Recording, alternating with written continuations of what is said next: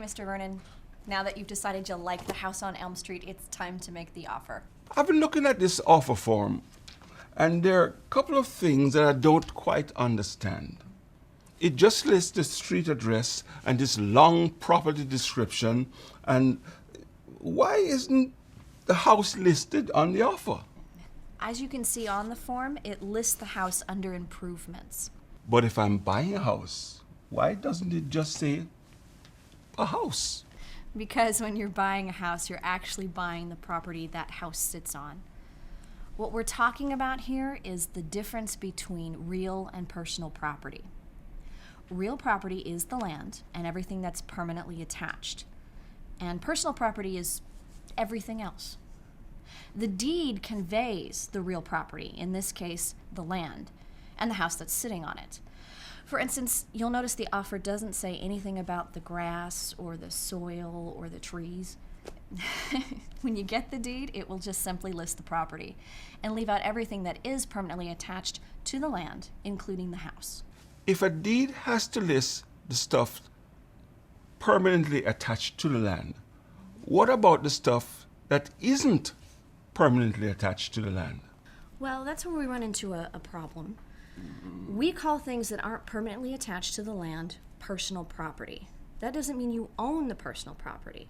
It's just a type of classification.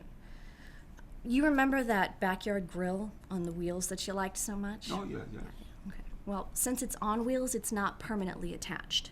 So it wouldn't be a part of the real property? Yes. If you want to purchase the gas grill along with the house, you'd have to negotiate for that separately. What other things do we have to negotiate for separately? We'll have to make a separate offer for anything that isn't permanently attached to the house or the land. Since doors and windows are permanently attached, we won't mention them in the offer.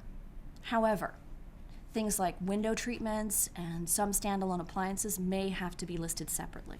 So what about the refrigerator? If the refrigerator is permanently mounted in the kitchen, then it's part of the real property and it goes with the house. However, if the fridge is just standing there, then it may fall into the category of personal property, and we'd have to negotiate for that separately. That's one of the things we'll have to check into. There is a real nice workbench downstairs in the workshop. Are you saying that that workbench is not automatically transferred with the real estate? I don't remember the workbench. Was it screwed into the wall or was it freestand? It was standing off in the corner by itself. It wasn't bolted to anything. Oh, I'm afraid that means that it's personal property, and we'll have to negotiate for that separately. What about the chandelier in the dining room? When I move in, it will still be there, won't it? Yes, it's permanently attached to the ceiling, so it goes with the real estate. And if I move in and it's gone? We can make them put that back. But we'll have to negotiate separately for the window treatments and, more importantly, the workbench. Yes. We'll have to make a separate transaction for each item of personal property that you'd like to buy from the sellers. That's assuming the sellers wish to sell those items. Yeah, I bet the guy's willing to give up the window treatments, but not the workbench.